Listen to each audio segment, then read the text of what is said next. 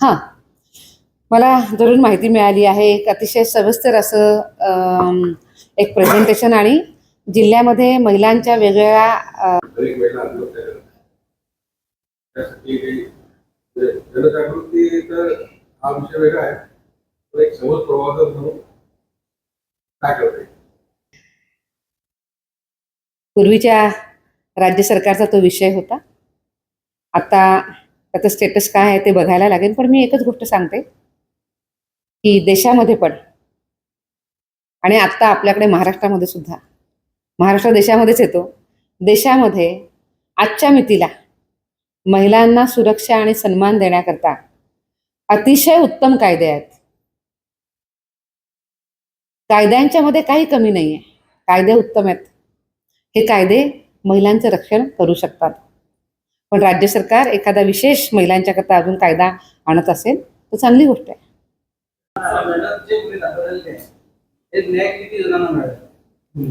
बघा, आपण जर हो हो महिलांच्या संबंधित जे जे गुन्हे घडतात त्या गुन्ह्यांच्या मध्ये आपण जर प्रमाण बघितलं तर सगळ्यात जास्त पोक्सोमध्ये जे गुन्हे होतात त्याच गुन्ह्यांमध्ये सगळ्यात जास्त शिक्षा होते. त्याचे एक निरीक्षण ते लता तुम्ही आता मला जे दिलेलं होतं ते लगेच तुमच्यासोबत शेअर करते. मला वाटण्याचा काही विषयच येत नाहीये. मला वाटतंय किंवा मला नाही वाटत त्याच्यातला विषयच येत नाही. मी सांगितलंय देश स्तरावरचं की देश स्तरावर अतिशय उत्तम कायदे आहेत महिलांचं संरक्षण करण्याकरता, महिलांना उत्तमपणे सन्मान देण्याकरता. पण पुन्हा सांगते, पण जर राज्य सरकार अजून काही जर विशेष कायदा आणत असेल तर काहीच हरकत नाही, चांगली गोष्ट आहे. हा विषय राज्य सरकारचा आहे.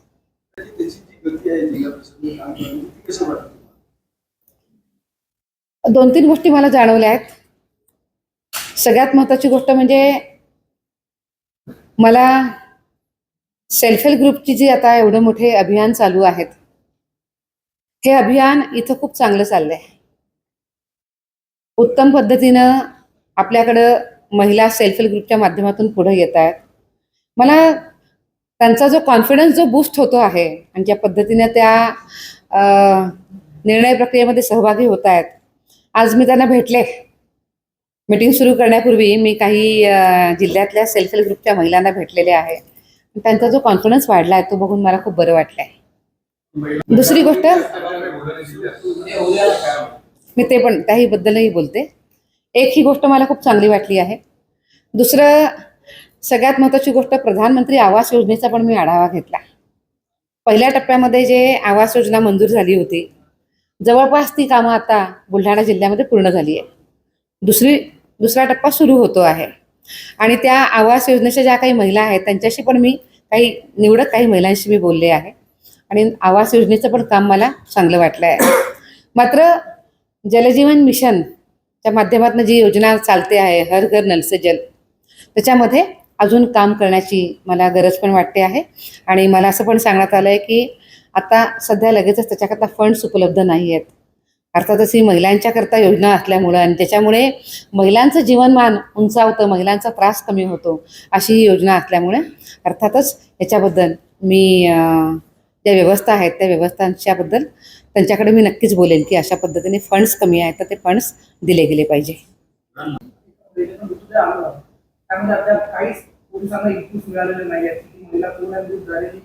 किंवा तिचा काही पत्ता लागलेला नाही, कोणी मारला नाही. उलट जी मुलगी जिवंत होती तिच्या वडिलांना भावांना पोलिसांनी अरेस्ट केली होती. त्याच्यावर कुणाचे गुन्हे दाखल करून 22 दिवसांना जेलात डांबलं होतं. आणि असे अनेक गुन्हे आहेत जिल्ह्यामध्ये जे अजून त्याची उत्तर झालेले नाही.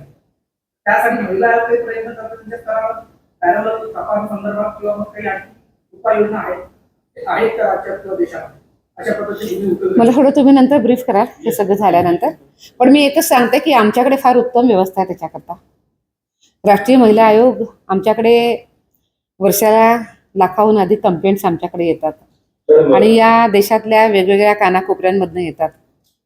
तर या कंप्लेंट्सला बघण्याकरता आणि लगेचच न्याय मिळण्याकरता म्हणून आम्ही खूप प्रयत्न करत असतो.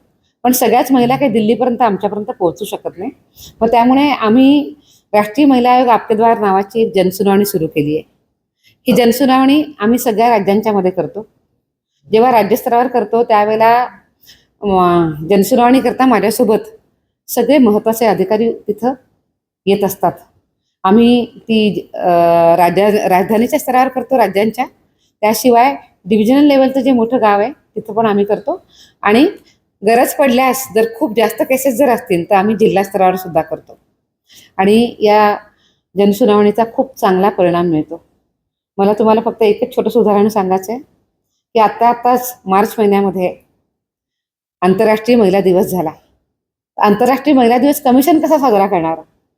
तर मी असा विचार केला की ज्या केसेस आपल्याकडे पेंडिंग आहेत त्यांना रिलीफ देणं हेच आपलं मोठं काम असू शकतं.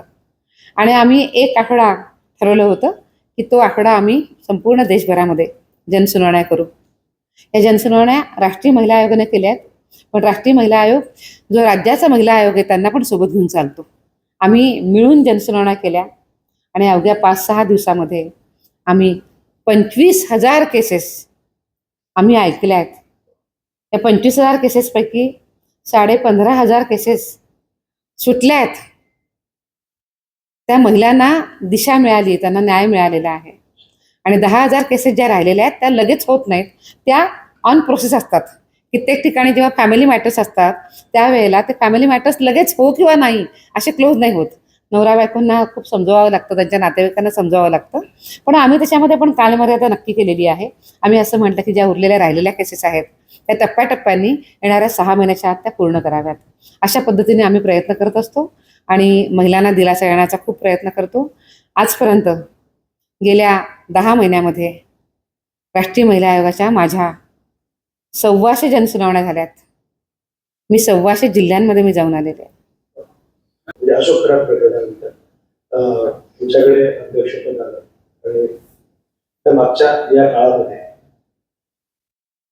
काळामध्ये काही बदल हे आपल्या आयोगामध्ये काही केलेत का? तर त्या कार्यशील भूवापाची आणि अंधश्रद्धा या सगळ्या बाबींच्या विरोधात एक वेगळा काही उपक्रम किंवा काही अभियान आपल्या आयोगाने राबवलंय का? त्याची आवश्यकता वाटते का? सगळ्यात पहिल्यांदा मी तुम्हाला हे सांगते की मी कमिशनची अध्यक्ष गेल्या 1.5 वर्षापासून आहे. राष्ट्रीय महिला आयोगाची अध्यक्ष आहे. त्यामुळे महाराष्ट्रात मी फार पूर्वी 2 वेळेला अध्यक्ष होते. 2015-16 2024 पासून नाही, मी 2024 पासून राष्ट्रीय महिला आयोगाची अध्यक्ष आहे. पण महाराष्ट्रामध्ये मात्र मी 2016 ते 2021 पर्यंत मी अध्यक्ष होते. त्यामुळे अर्थातच जिथं जिथं चुकीच्या गोष्टी घडतात त्या ठिकाणी त्या गोष्टींच्या विरोधामध्ये चालण्याकरता जे जे कायदे आहेत त्या कायद्याची प्रभावी अंमलबजावणी झालीच पाहिजे. हे अत्यंत महत्त्वाचं आहे आणि आपण ते वेळोवेळी ते अधोरेखित पण झालेलं आहे. पण मी हे पण सांगते की जबाबदाऱ्या कोणा एकावर फिक्स करता येत नाहीत, हे फार महत्त्वाचं आहे. जबाबदारी ही सगळ्या लोकांची आहे. जी लोक अंधविश्वासाला खतपाणी घालतात ती लोक तितकीच दोषी आहेत. ज्या ठिकाणी अंधविश्वासाला आपण सहन करतो ती लोक सुद्धा तेवढीच दोषी आहेत. त्यामुळे मला असं वाटतं की अशा ज्या घटना घडतात या घटनांकडे आपण समग्र रीतीने बघण्याची गरज आहे आणि सगळ्या पावलांवर याकरता काम करण्याची गरज आहे. तेव्हाच या सगळ्या गोष्टी थांबू शकतात. मी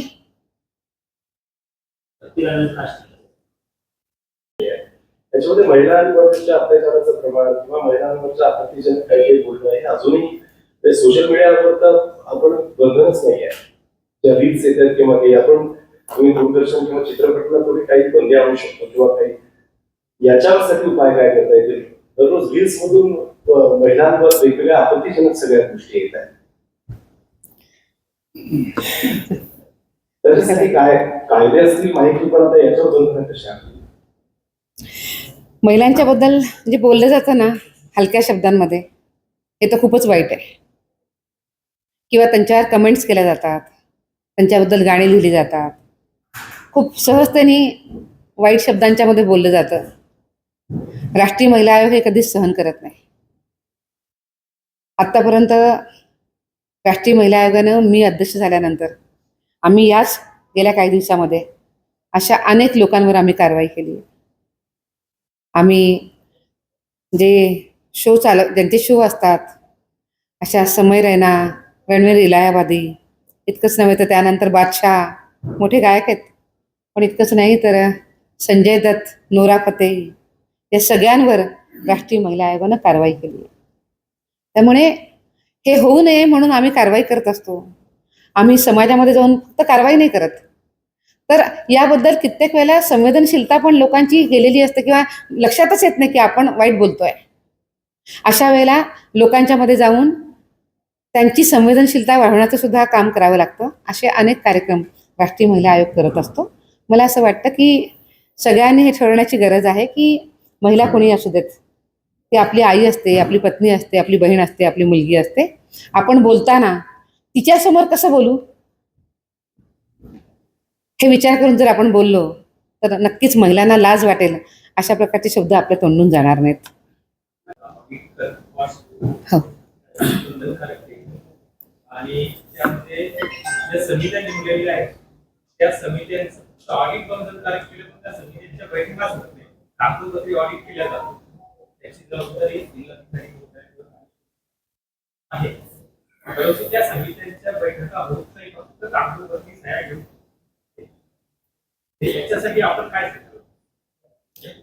तुम्ही म्हणतात ते चित्र आहेच आहे. आज या विषयामध्ये मी अतिशय स्पष्ट निर्देश मी कलेक्टरांना दिलेले आहेत आणि हे सांगितलं आहे की जिल्ह्यामध्ये कोणतीही ऑर्गनायझेशन असो, ती सरकारी आहे, ती प्रायव्हेट आहे, ती कंपनी आहे, ते प्रायव्हेट ऑफिस आहे, काही असू देत, जिथं 10 किंवा 10पेक्षा जास्त लोक काम करतात त्या सगळ्या ऑफिसेसला आपली पॉशच्या ॲक्टच्या अनुसार इंटरनल कमिटी असणं मस्ट आहे. It is mandatory. आणि अर्थातच ती जबाबदारी ही जिल्हाधिकाऱ्यांची आहे. त्यामुळे आत्ता आजच सांगितलेलं आहे की त्यांनी काही कमिट्या केलेल्या आहेत, 300-350 कमिट्या जिल्ह्यामध्ये झालेल्या आहेत. पण आज त्यांना मी हे पण सांगितलं आहे की 10 किंवा 10पेक्षा जास्त काम करणारी माणसं आस्थापना ह्या सगळ्या बघितल्या पाहिजेत. मग त्याच्यामध्ये अगदी स्कूल येतील, कॉलेजेस येतील, त्याच्यामध्ये रेस्टॉरंट येतील, त्याच्यामध्ये ऑफिसेस येतील, हे सगळे येतील. आज त्यांना सांगितलं आहे की सगळ्या ज्या व्यवस्था आहेत, जसं की एज्युकेशन डिपार्टमेंट आहे, त्यांनी स्कूल्सच्या कमिट्या करून घेतल्या पाहिजे, कॉलेजच्या कमिट्या करून घेतल्या पाहिजेत, जिथून आपण लायसन्स इश्यू करतो आहे, जसं की आपण फूड लायसन्स इश्यू करतोय. रेस्टॉरंटच्या मध्ये 10पेक्षा जास्त लोक काम करतातच आणि मोठ्या प्रमाणामध्ये मुलं मुली परिवार तिथे येत असतात. अशा वेळेला त्यांच्याकडे सुद्धा या कमिट्या यांनी काम केलं पाहिजे, नीट बघितलं पाहिजे. तर त्यामुळे या सगळ्या फील्डमधल्या कमिट्या त्यांना येणाऱ्या 1 महिन्याच्या आत पूर्ण करायला सांगितल्या आहेत. आणि 1 महिन्याच्या आत या कमिट्या पूर्ण करणं, नुसत्या कमिट्या पूर्ण करणं नाही आहे, त्या कमिट्यांना शी-बॉक्स जे पोर्टल बनवलं आहे केंद्र सरकारने त्याच्यावर त्यांनी अपलोड करणं. आणि सगळ्यात महत्त्वाची गोष्ट, या कमिट्यांचं आणि त्यांच्या ऑफिसेसमधल्या सगळ्या लोकांचं, या सगळ्यांचं पॉशच्या बाबतीमध्ये ट्रेनिंग करणं हे खूप महत्त्वाचं आहे. जोपर्यंत हे ट्रेनिंग होत नाही, जोपर्यंत महिलांना त्यांचे अधिकार समजत नाही आणि पुरुषांना सुद्धा त्याचे धोके समजत नाहीत, तोपर्यंत ह्याच्याबद्दलचा अवेअरनेस होणं कठीण आहे. त्यामुळे याचा अवेअरनेस नीटपणे होणं आणि मग अवेअरनेस झाल्यानंतर कंप्लेंट्स त्या कमिटीकडे येणं, हा सगळा खूप मोठा प्रवास आहे. पण अवेअरनेस निर्माण करण्याकरता मोठ्या प्रमाणामध्ये जनजागृती करण्याची गरज आहे. आज कलेक्टर्सला मी सांगितलं आहे की त्यांनी त्यांच्या ऑफिसेसचं आणि अन्य सगळ्या जे सरकारी ऑफिसेस आहेत त्या सगळ्या कमिट्यांचं, ज्या इंटरनल कमिट्या आहेत त्यांचं त्यांनी ट्रेनिंग केलं पाहिजे. जे प्रायव्हेट सेक्टरमधले स्कूल्स कॉलेजेस आहेत त्यांनासुद्धा एक SOP देऊन त्यांनासुद्धा त्यांचं करायला सांगितलं पाहिजे, हे पण सांगितलं आहे. मला आशा आहे की येणाऱ्या 1 महिन्याच्या आत त्यांच्या कमिट्या पूर्ण होतील आणि त्यानंतरच्या 3 महिन्याच्या आत त्यांचे ट्रेनिंग पूर्ण होतील. पण हे ट्रेनिंग करणं खूप गरजेचं आहे.